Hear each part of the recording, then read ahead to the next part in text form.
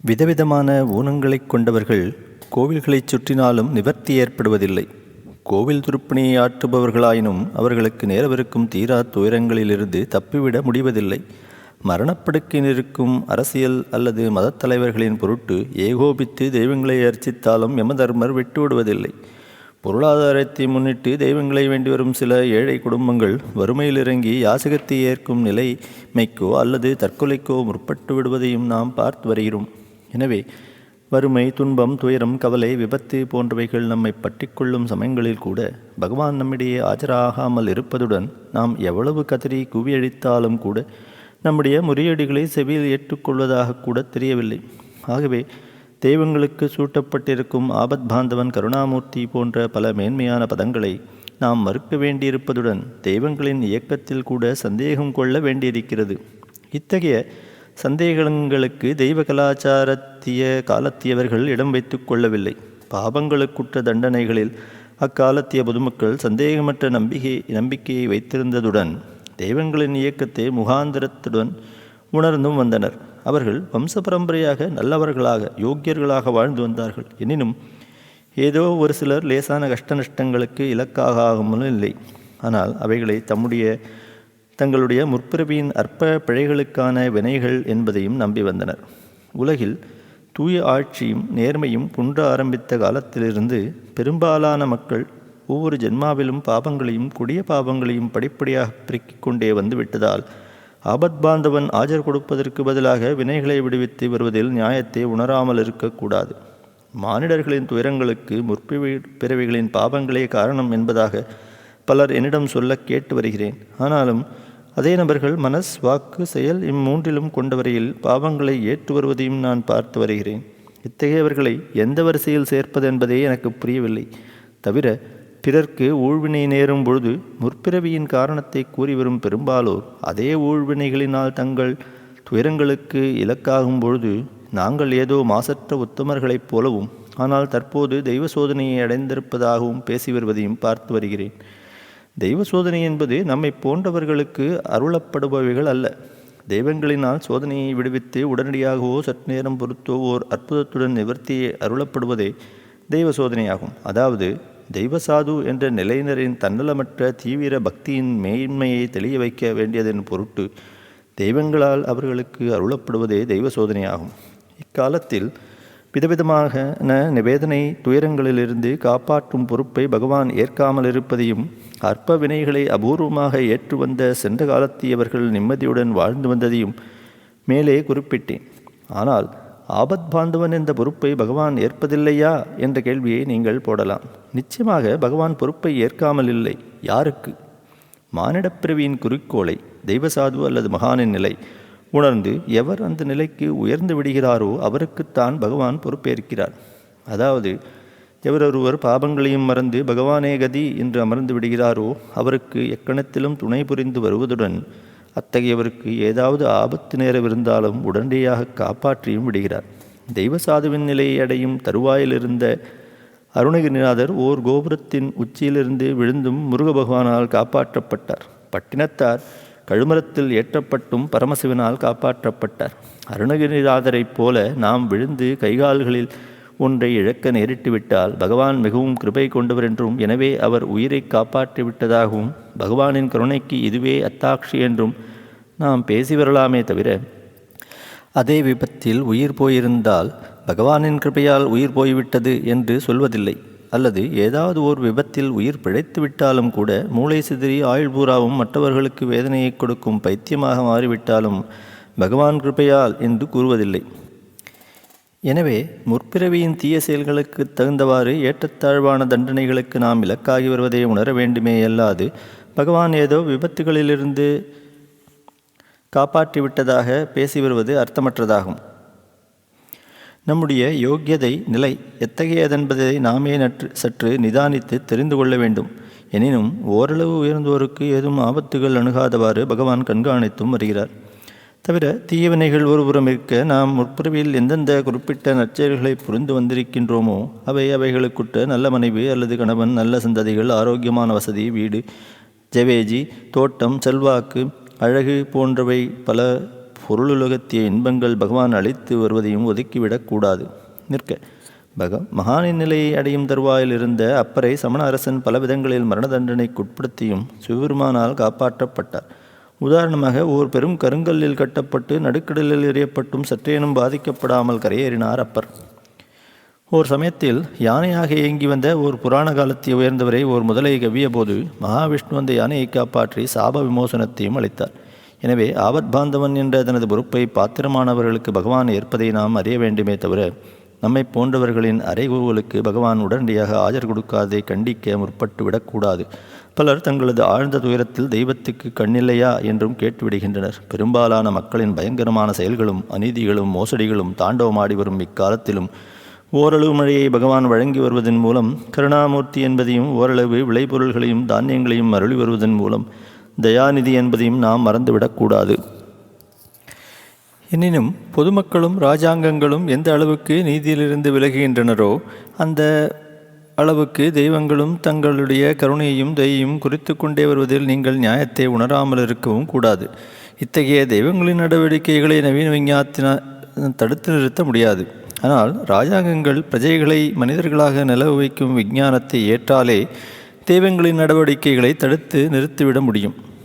நமது தகாத காலத்திய ஆஸ்திகவாதிகளில் சிலரோ பகவானின் பெயரை உச்சரித்த மாத்திரத்திலேயே நமது நஷ்டங்கள் அனைத்தும் நீங்கிவிடும், மேலும் நாம் மோட்சலோகத்தையும் அடைந்து விடலாம் என்று பல பலிக்காத வரன்களை அள்ளி வழங்குகிறார்கள்.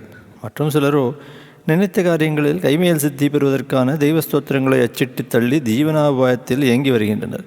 தெய்வ நம்பிக்கையில் மட்டும் உழன்று வரும் பொதுமக்களோ உத்தியோகம், குதிரை பந்தயம், லாட்டரி சீட்டு, வியாபார பெருக்கம், காதல், அளவற்ற சம்பத், புதையல், ரோக நிவர்த்தி, புத்திரப்பிராப்தி, புத்திரி விவாகம், சத்ருநாசம் போன்றவைகளில் உடனடியாக வெற்றி பெற வேண்டிய நோக்கத்துடன் இந்த ஸ்தோத்திரங்களை கடம்போடுகிறார்களே தவிர உண்மை கல்வி, நன்னடவடிக்கை, அடக்கம், நல்லறிவு போன்றவைகளை ஏற்று தூய்மையில் உயர வேண்டும் என்ற எண்ணத்தில் எவரும் பாராயணம் செய்வதில்லை. இந்த கடம் போடுகிறவர்கள் எந்தெந்த பலன்கள் எந்தெந்த காலங்களில் எவரவர்களுக்கு தெய்வங்களால் விதிக்கப்பட்டிருக்கின்றனவோ அவர்கள் மட்டும்தான் அந்தந்த காலங்களில் அவைகளை அடையலாமே தவிர எல்லோராலும் நினைப்பவைகளெல்லாம் உடனடியாக அடைந்துவிட முடியாது.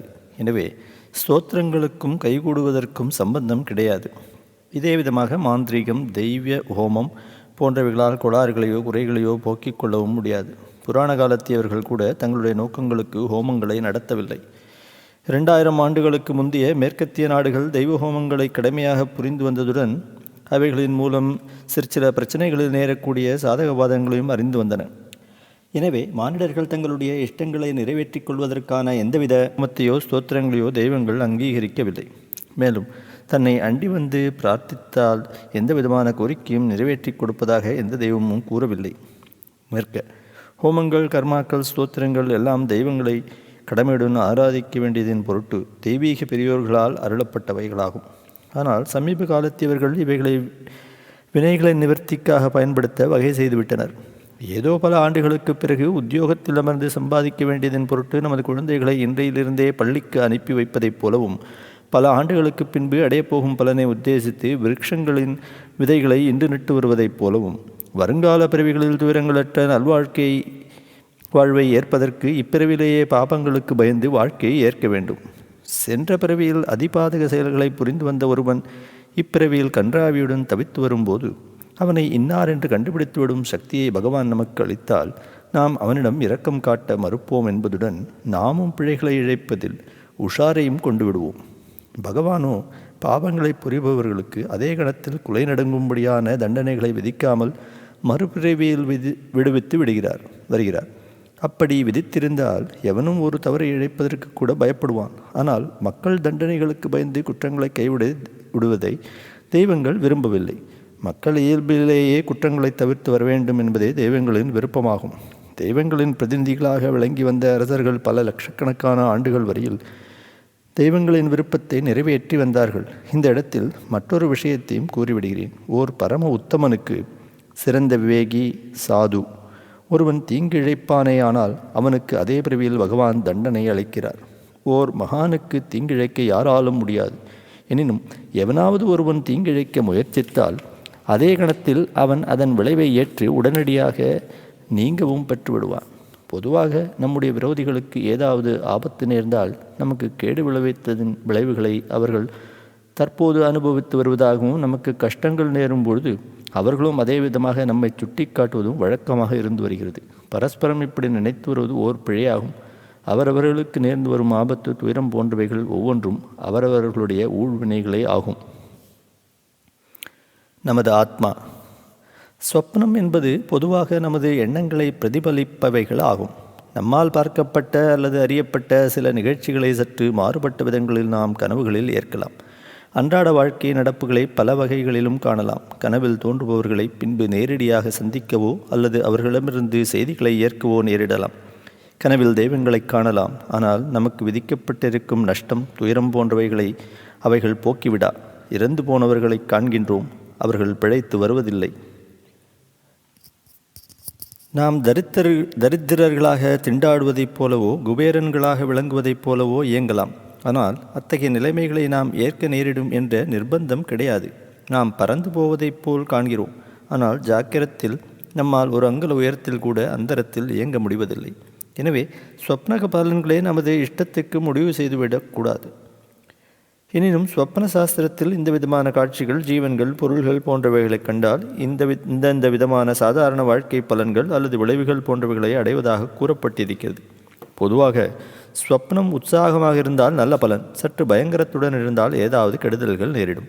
நாம் கனவில் பல வினோதமான நிகழ்ச்சிகளையும் சம்பவங்களையும் பார்த்து வருவதுடன் அனுபவித்தும் வருகின்றோம்.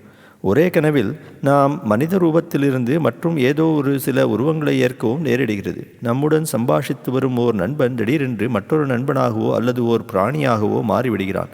கை நிறைய பவுன்களை அள்ளி பையில் பத்திரப்படுத்துகிறோம். விழித்து கொண்டவுடன் ஓர் செல்லாக்காசை கூட காண முடிவதில்லை. நமது படுக்கையிலிருந்து நூற்றுக்கணக்கான மைல்களுக்கு அப்பால் உள்ள ஓர் ஊரில் இருந்து வருவதைப் போல் தோன்றினாலும் கனவு கலைந்த அதே க்ஷணத்தில் நாம் படுக்கையில்தான் படுத்திருக்கிறோம்.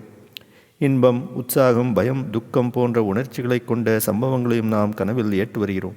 கனவில் நம்மிடம் இன்பத்துடன் உரையாடி வந்த ஓர் அந்நிய ஸ்திரியை ஜாக்கிரத்தில் அணுக நமக்கு துணிவு ஏற்படுவதில்லை.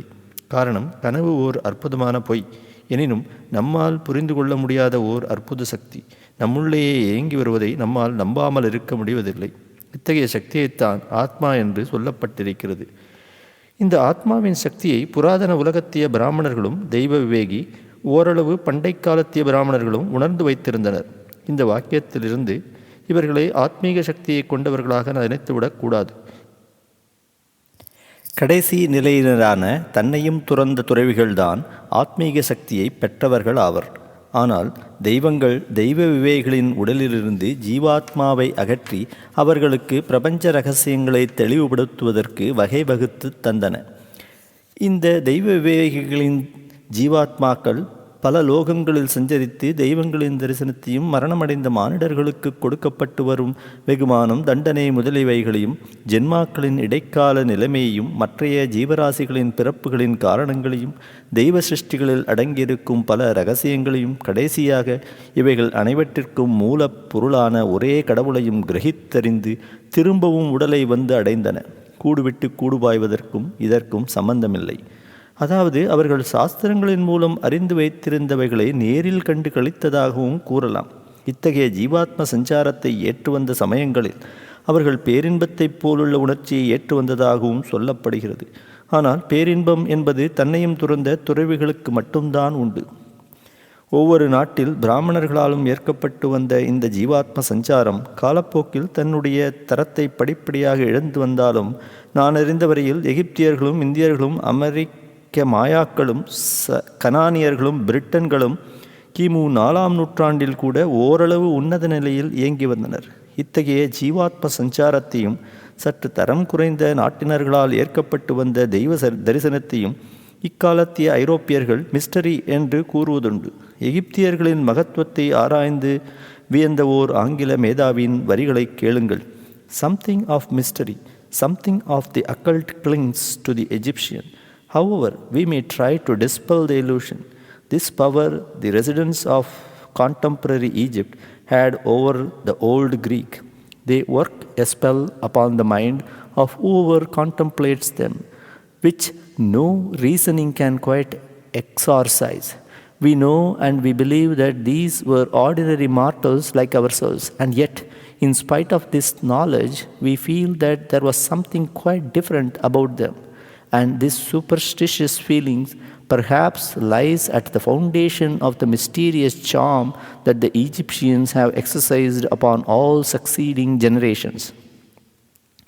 ஆம், பிளேட்டோ, பித்தாகரஸ், சாக்ரட்டிஸ், ஹீரோடட்டஸ் போன்ற பல நாடுகளின் வேதாந்திகள் ஆத்ம சஞ்சாரத்தின் பொருட்டு எகிப்திய பிராமணர்களின் காலடிகளில் காத்திருந்தனர். அவர்களும் இந்த வேதாந்திகளை குழந்தைகளைப் போல அழைத்து தெய்வங்களின் அனுமதியை பெற்று அவர்களுக்கு தகுந்தாற்போல் ஒரு மிதமான ஜீவாத்ம சஞ்சாரத்திற்கு அருள் புரிந்தனர். நிற்க பண்டைய சிறிய தேசத்திய பிராமண சிரேஷ்டர் ஒருவர் கூறுவதாவது: The essence and perfection of all good are comprehended in the gods, and the first and ancient power of them is with us priests. A knowledge of the gods is accompanied with a conversion to and acknowledge of ourselves.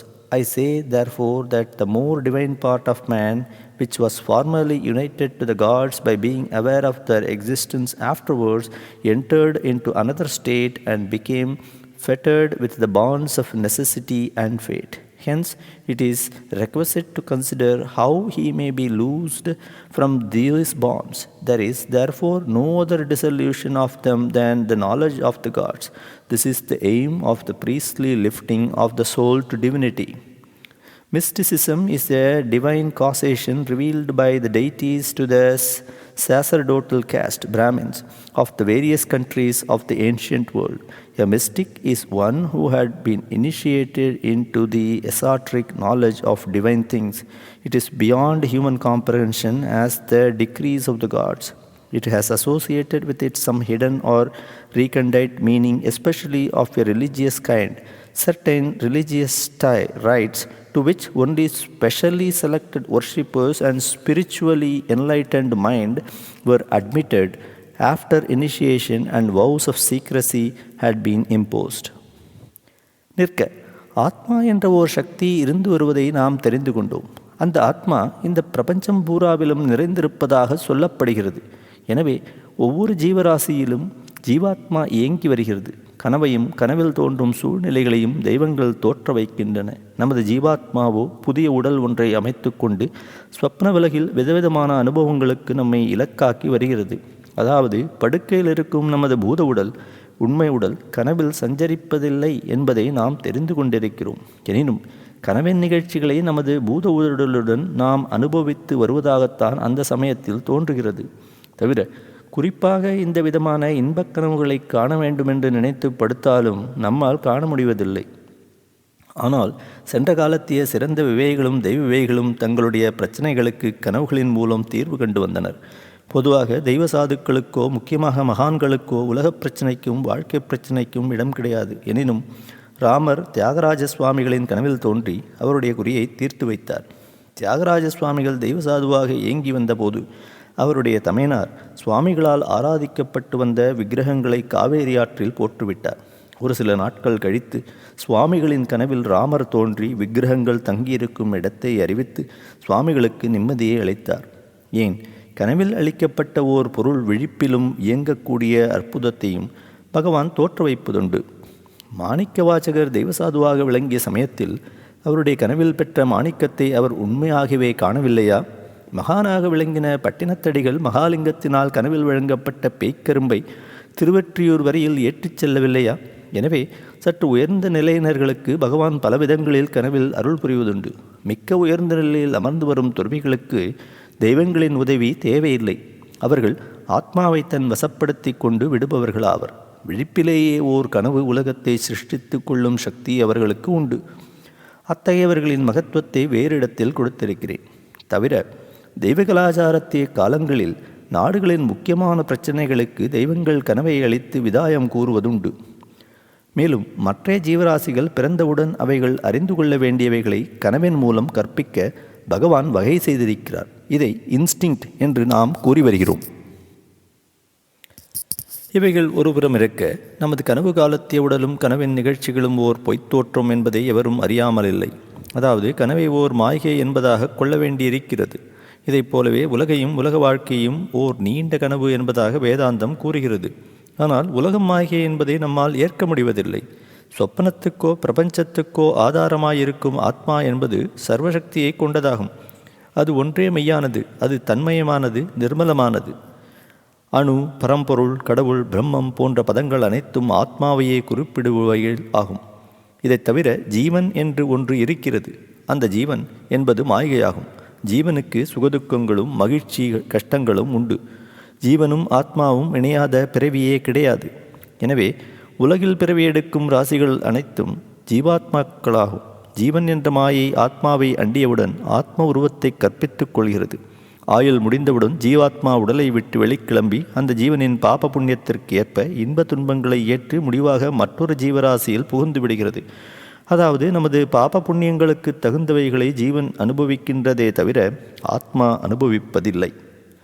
தவிர உயிர் நீங்கியவுடன் ஜீவாத்மா எந்தவிதமான உருவத்தையும் கொள்ளாமல் சஞ்சரிக்கக்கூடியதென்பதையும் தேவையுள்ள சமயங்களில் ஆத்மா ஜீவனுக்கு உடலை சிருஷ்டிப்பதையும் நீங்கள் அறிய வேண்டும். ஜீவனுக்கு உடல் கற்பிக்கப்படாத சமயங்களிலும் பசி, தாகம், இன்பம், துன்பம், நினைவு போன்ற எல்லாவிதமான உணர்ச்சிகளையும் ஜீவன் வகிக்கக்கூடியதாகும். இந்த ஒரு சிறு விளக்கத்திலிருந்து மரண முடிவு கிடையாதென்பதையும் ஜீவன் தொடர்ந்து இயங்கக்கூடியதென்பதையும் நீங்கள் ஓரளவு தெரிந்து கொண்டிருப்பீர்கள். ஜீவன் என்பது அஞ்ஞானமாகும். அதை மாயை என்றும் கூறலாம். அஞ்ஞானத்தை நாம் வகித்து வரும் வரையில் பாசங்களுக்கும் துயரங்களுக்கும் அடிமைப்படுபவர்களாவோம். முற்றின் விவேகியின் செயல் வேதாந்தி நிலையிலிருந்து மகானின் நிலை வரையில் உள்ளவர்கள் ஓரளவு அஞ்ஞானத்தை போக்கிக் கொண்டவர்களாவர். அதாவது இவர்கள் பாசங்களையும் துன்பங்களையும் உலக இன்பங்களையும் வென்றவர்கள். எனினும் இவர்கள் உடல் உணர்ச்சியை ஏற்பவர்களாவர். ஆனாலும் உலகம் மாயை என்பதை உணர ஆர்வம் கொள்பவர்களாவர்.